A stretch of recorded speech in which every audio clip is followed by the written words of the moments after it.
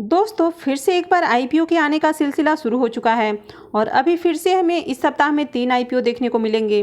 Market में भी 4 ऐसे आईपीओ हैं जिनकी की लिस्टिंग जल्द ही आपको देखने को मिलेगी और इस सप्ताह में 3 आईपीओ आ रहे हैं और पहला आईपीओ है पारादीप फॉस्फेट का। तो आज हम इसी आईपीओ के बारे में बात करेंगे। हम कंपनी की डिटेल रिव्यू करेंगे, जानेंगे कि कंपनी प्रॉफिटेबल है या फिर लॉस मेकिंग है। इसके बाद हम आईपीओ की डेट, प्राइस और ग्रे मार्केट प्रीमियम को देखेंगे। हम जानेंगे कि अगर आप इस आईपीओ में अप्लाई करते हैं तो आपको इसमें कितना प्रॉफिट हो सकता है और फिर बात करेंगे कि क्या आपको इसमें अप्लाई करना है या फिर नहीं करना है। तो इससे पहले कि मैं वीडियो को शुरू करूं, अगर आपने अब तक चैनल को सब्सक्राइब नहीं किया है तो प्लीज़ सबसे पहले चैनल को सब्सक्राइब कर लें और अगर आपको वीडियो अच्छी लगे तो प्लीज़ वीडियो को भी लाइक कर दें। तो चलिए वीडियो को शुरू करते हैं। नमस्कार दोस्तों, आप सबका आपके अपने यूट्यूब चैनल में बहुत बहुत स्वागत है। तो सबसे पहले बात कर लेते हैं कंपनी के बारे में। तो पारादीप फॉस्फेट कंपनी की बात करें तो कंपनी 1981 में इनकॉर्पोरेट हुई थी। ये एक नॉन यूरिया फर्टिलाइजर मैन्युफैक्चरर है। ये कंपनी फर्टिलाइजर के मैन्युफैक्चरिंग के साथ साथ ट्रेडिंग, डिस्ट्रीब्यूशंस और सेल्स में भी इंगेज्ड है। कंपनी के प्रोडक्ट की बात करें तो कंपनी के पास वेराइटी ऑफ फर्टिलाइजर हैं, जैसे कि DAP, 3 grades of nitrogen, phosphorus, potassium, जिसको हम एनपीके 10, एनपीके 12 और NP20 भी बोल सकते हैं। तो इस तरह कंपनी काफ़ी तरह के फर्टिलाइज़र बनाती है। सेल्स के अकॉर्डिंग बात की जाए तो दिसंबर 31, 2021 तक 9 मंथ के एंड में ये नॉन यूरिया फर्टिलाइजर और डी अमोनियम फॉस्फेट की सेकेंड लार्जेस्ट प्राइवेट सेक्टर की मैन्युफैक्चरर है। कंपनी जय किसान नवरत्ना और नवरत्ना नाम के ब्रांड से अपने फर्टिलाइजर की मार्केटिंग करती है। कंपनी बेसिकली पारादीप और ओडिशा में लोकेटेड है। और कंपनी के स्टोर कैपेसिटी की बात करें तो कंपनी के पास 1,20,000 मीट्रिक टन फॉस्फेट रॉक की स्टोरिंग कैपेसिटी है। वहीं पर 65,000 मीट्रिक टन फॉस्फोरिक एसिड की, 55,000 मीट्रिक टन सल्फर की और 35,000 मीट्रिक टन एमओपी की कैपेसिटी है। तो कंपनी का basically strong presence eastern India में है। अब कंपनी 11 राज्यों में अपना बिजनेस करती है, जहां पर ये अपने 11 रीजनल मार्केटिंग ऑफिसेस और 468 स्टॉक पॉइंट के थ्रू बिजनेस करती है। और कंपनी के नेटवर्क की बात की जाए तो कंपनी के पास 4,761 डीलर्स और 67,150 रिटेलर्स हैं। अब कंपनी के कुछ कॉम्पिटिटिव स्ट्रेंथ की बात करें तो सबसे पहला इनका कॉम्पिटिटिव स्ट्रेंथ निकल के आता है। कंपनी इंडियन फर्टिलाइजर इंडस्ट्री में अपनी एक बहुत अच्छी पहचान बना चुकी है और ये बहुत ही डायनेमिकली काम कर रही है और कंपनी को गवर्नमेंट से भी सपोर्ट मिल रहा है। दूसरा की स्ट्रेंथ हो जाता है कि फॉस्फेटिक फर्टिलाइजर की ये इंडिया की सेकेंड लार्जेस्ट मैन्युफैक्चरर है।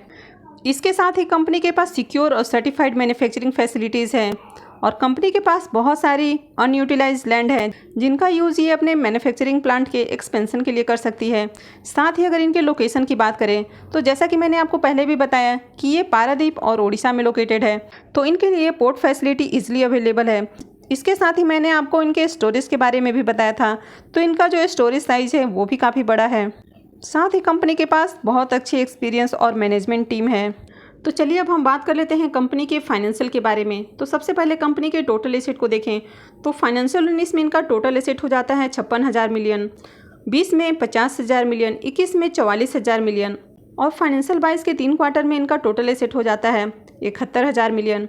और इनके रेवेन्यू को देखें तो फाइनेंशियल 19 में कंपनी का रेवेन्यू हो जाता है 43,000 मिलियन, 20 में 42,000 मिलियन, 21 में 51,000 मिलियन और फाइनेंशियल 22 में इनका टोटल रेवेन्यू अब तक हो जाता है 59,000 मिलियन।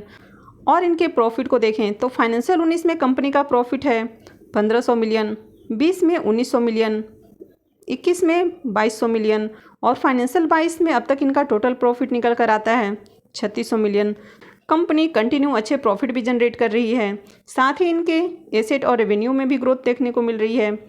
तो कंपनी के ओवरऑल फाइनेंशियल की बात करें तो कंपनी के फाइनेंशियल बहुत अच्छे हैं। अब आईपीओ के ऑब्जेक्टिव ऑफ इशू की बात करें तो सबसे पहला ऑब्जेक्टिव निकल कर आता है part financing, the acquisition of Goa facility, second है रीपेमेंट और प्रीपेमेंट और थर्ड है जनरल कॉर्पोरेट पर्पस।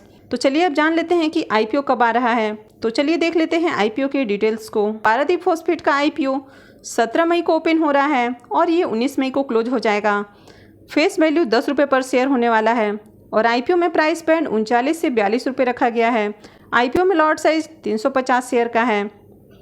अब इशू साइज़ की बात करें तो आईपीओ का इशू साइज 1,501 करोड़ रुपए का होने वाला है, जहां पर 1,004 करोड़ रुपए के फ्रेश इशू होंगे और रेस्ट 497 करोड़ रुपए का ऑफर फॉर सेल होने वाला है।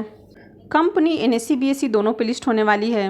QIBs के लिए 50% एलोकेशंस है, रिटेलर्स के लिए 35% और HNIs के लिए 15% का एलोकेशन रखा गया है। IPO 17 मई को ओपन हो रहा है, 19 मई को क्लोज हो जाएगा। IPO की अलॉटमेंट 24 मई को देखने को मिलेगी। रिफंड डेट 25 मई है, क्रेडिट डेट 26 मई है और IPO की लिस्टिंग 27 मई को होने वाली है।